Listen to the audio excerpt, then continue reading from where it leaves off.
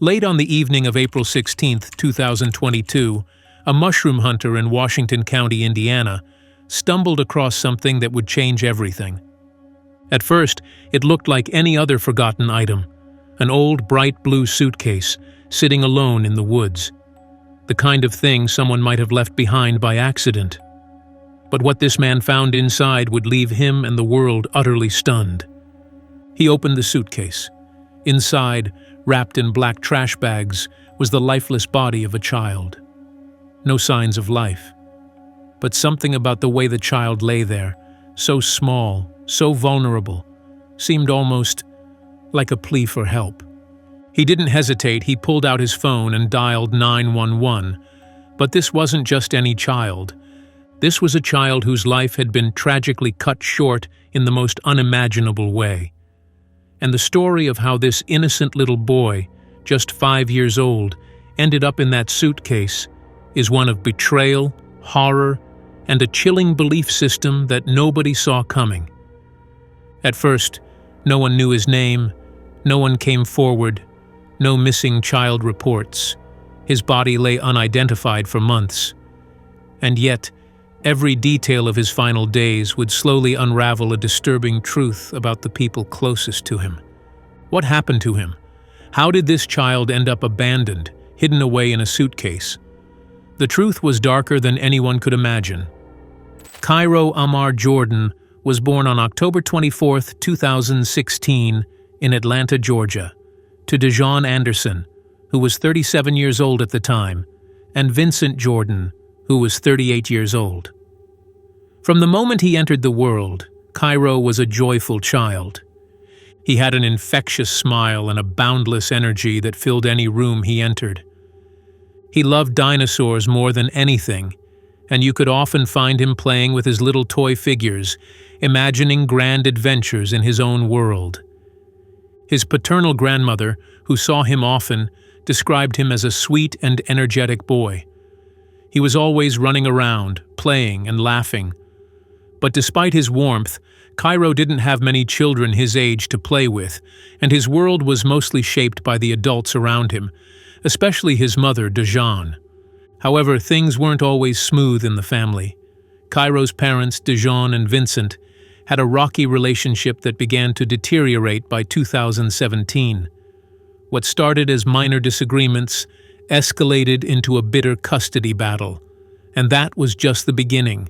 As the battle grew fiercer, Dejon's actions became more concerning. She began to distance Cairo from his father. Vincent, who desperately wanted to be a part of his son's life, found it increasingly difficult to see him.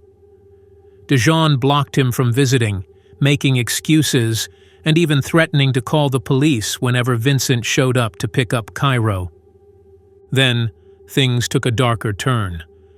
In 2017, Dejon disappeared with Cairo. She moved around constantly, keeping her whereabouts secret. She cut off all contact with Vincent's family, and no one knew where she and Cairo were. Vincent was left searching for his son, not knowing where he was or how to reach him. The pain of losing contact with his child was unbearable, but the worst was yet to come. Nobody suspected how deep the secrets ran. No one knew the toll it was taking on little Cairo, and no one could have predicted the devastating turn his life would take in the coming years. But there is one other person in the picture who is very crucial to this story: Dawn Elaine Coleman. Dawn wasn't just a casual acquaintance or a distant friend. She had been Dejon Anderson's longtime friend, and eventually her accomplice in the darkest parts of this tale. Over the years, Dawn and Dejon's lives became increasingly intertwined. The two women didn't just share a friendship, they shared a life of chaos and instability. They moved around often, staying in various places, primarily in and around Atlanta, Georgia. For Dejon, it seemed like she couldn't stay in one place for long without things falling apart. And when that happened, Dawn was always there, a constant presence, often looking after Cairo when his mother wasn't around.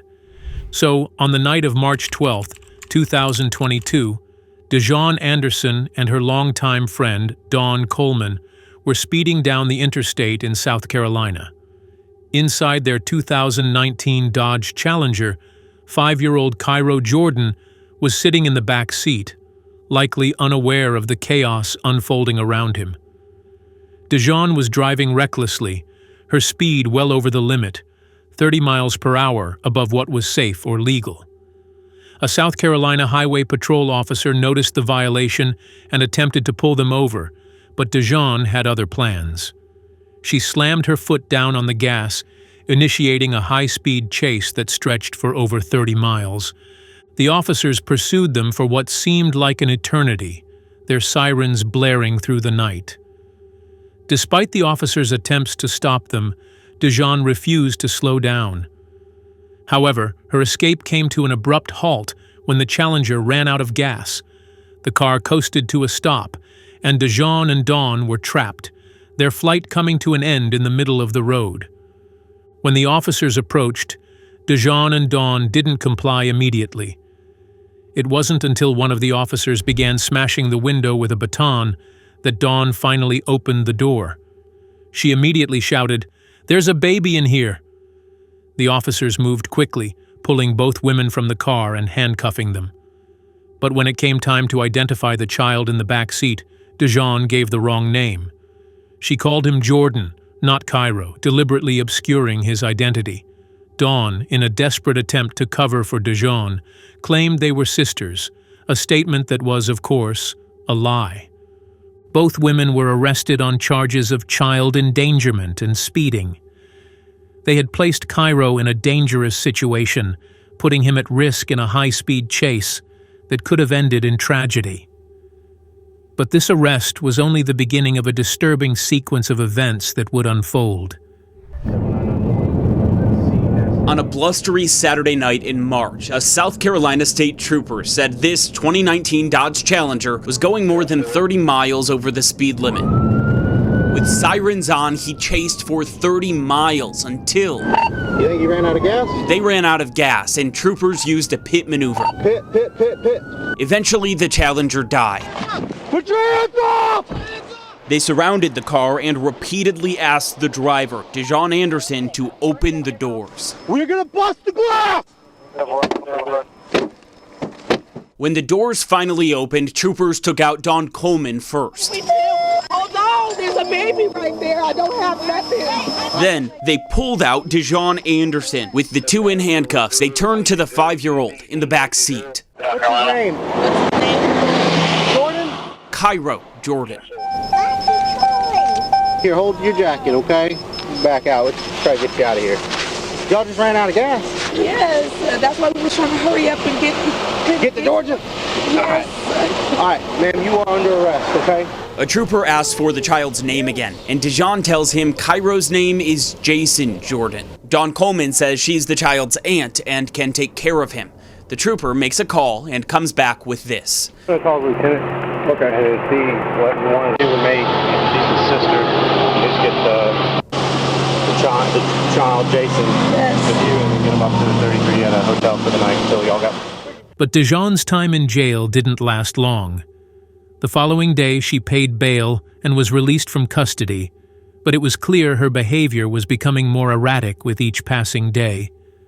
While behind bars, Dawn took charge, becoming the caretaker for Cairo once again. She made sure he was with her, checking into a Hilton hotel for the night with the young boy, pretending everything was fine. But despite her calm outward actions, the reality was far darker. When Dijon was out of jail, she was expected to appear in court for her child endangerment charges. However, in a move that would set off alarm bells for those watching, she failed to show up. Instead of appearing before a judge, Dijon went on the run, disappearing with Cairo and Dawn, as if the consequences of her actions had never existed. But 19 days after her arrest in South Carolina, Dijon Anderson found herself in yet another confrontation with the law, this time in Louisville, Kentucky. It seemed like trouble followed her wherever she went, and this time her behavior would escalate even further. On March 31st, 2022, Dijon walked into the Oxmoor Mall in Louisville. Inside, she wandered through the Von Moore store, quietly slipping clothes into a bag without paying. She wasn't trying to hide it. The loss prevention officers spotted her immediately and quickly made their way over. Dijon, however, wasn't going to comply. As the officers attempted to stop her, she panicked. In a fit of rage, she lashed out and punched one of the security guards right in the face. It wasn't just theft anymore. It was a violent act. The situation quickly escalated, with Dijon now charged with robbery and assault. She had gone from evading the law to aggressively fighting her way out of it. But the worst part? Cairo, her innocent 5-year-old son, was once again in the middle of it all. What happens in this video led to Dijon Anderson's arrest. You can see security at Oxmoor Center pull her aside, suspecting her of shoplifting. Then, watch closely, she punches the guard square in the face. This happened on March 31st. As Dijon was arrested and taken into custody, Dawn Coleman was left to care for Cairo. Once again, she took responsibility for him, as the two women's chaotic lives continued to intersect. Dawn checked into yet another hotel, this time with Cairo in tow, keeping a low profile, while Dijon faced the consequences of her actions. After spending just over a week in custody, Dijon was surprisingly released. The judge allowed her to go free on personal recognizance, meaning she didn't have to pay bail. Instead, it was essentially a written promise to show up in court and refrain from committing any more crimes. But beyond this, Dijon and Dawn had beliefs that were disturbingly twisted. Through their social media posts, it became clear that they were deeply entangled in a web of demonic beliefs, exorcisms, hexes, and rituals. These were not just idle thoughts. They were core to their actions, shaping how they treated Cairo, their innocent 5-year-old. Dijon, under the name Katu Katu, began sharing these disturbing ideas on her Facebook page as early as December 5, 2021. In one post, she openly declared, "My son's name is CYO Aman Jordan." She continued by saying, "I offer reversal spell, protection spell, activating your DNA, exorcism, hex, and curse." It was a disturbing admission of how far her beliefs had twisted. Then, in January 2022, Dawn, also known by her social media handle Ankh Kek, she spoke of rituals and blood magic, hinting at a deeper involvement in something dark. "I'm using my blood for this ritual," she wrote, signaling her involvement in practices that were hard to ignore. As the months passed, the posts from both women grew increasingly bizarre. On February 19, 2022, Dijon posted another message, revealing just how entrenched her beliefs were. "Can't wait to tell my story. I had to raise my frequency, heal myself, heal my ancestors, heal the universe, heal Gaia, to exorcise my very powerful demonic force from within my son." She continued, saying she had weakened his powers through our blood, and claimed Cairo was a 100-year-old demon trapped in a child's body. It was becoming more and more clear. Cairo to them was not a child, but something evil, a being that needed to be controlled. Dijon even went as far as to say, "I know you can choose your soul with no questions asked." Her words were a cry for help, but no one saw them for what they were, signs of deep delusion. These posts were not just words. They were a reflection of their treatment of Cairo, their perceptions of him being demonic rather than a helpless child in need of love and care. As April 2022 rolled in, Dijon's posts continued, revealing the growing desperation of a mother who had lost touch with reality. April 8, 2022. Dawn posted a chilling message on her social media account stating, "Just because the avatar is of what we call a child does not mean that it is actually a child. There are beings that are here that are not supposed to be here. You better check to see if the children you think are children actually have souls." Her words were cryptic, but they carried an unmistakable meaning. She and Dijon no longer saw Cairo as a child, but as an avatar, a vessel for something malevolent. Then, on April 11th, Dijon was released from jail, and almost immediately she went back to her Facebook account, posting yet another message. Just got out of a jail mission, had to do some healing and killing. Her words seemed to speak directly to her delusional beliefs, as if she had been undergoing some twisted rituals in the prison. Her posts were no longer just about Cairo. They were about her belief in healing and killing, phrases that could only suggest how detached from reality she had become. The following days brought even more unsettling posts. On April 12th, Dijon tweeted at a Catholic priest, Father Vincent Lampert, "Good day, sir. I need to speak with you urgently. I have survived the death attacks from my 5-year-old throughout the 5 years he has been alive. I have his real name, and he is 100 years old." It was a desperate cry for help, but at the same time, it was further proof that Dijon had lost touch with the real Cairo, choosing instead to live in a world of demons and fantasy. By April 14th, Dijon and Dawn's cell phone data and GPS records showed they were in Washington County, Indiana, about 45 minutes from Louisville, where they had been staying. They spent nearly an hour on Holder Road, the exact location where, just a few days later, Cairo's body would be discovered. This wasn't just a coincidence. It was a deliberate act, and the timing was too suspicious to ignore. The very next day, on April 15th, Dijon posted for the last time on her Facebook account, "This is a whole demon in a child body. Why do you think she needs a cigarette? Losing energy, huh? 64 years old in a child's body." She referred to Cairo as a demon, clearly in the grips of her delusion. By this point, it was obvious that she had lost all perception of reality. Cairo was no longer a child to her. He was merely a vessel to be disposed of. As Dijon's posts continued to turn into incoherent ramblings, Cairo's fate had already been sealed. His mother's delusions and twisted beliefs would lead him to a tragic and senseless death. April 16th, 2022. The discovery that would shake the community to its core began with an ordinary day for Jeffrey Meredith, a local mushroom hunter. Around 7 p.m., Jeffrey was out searching the wooded area near his property, looking for mushrooms, something he had done many times before. But this time, something else caught his eye: a bright blue suitcase abandoned in the forest. Curious, he approached it, unaware of the horror hidden inside. The suitcase had a "Welcome to the Fabulous Las Vegas" design, an odd, almost gaudy detail in such a remote location.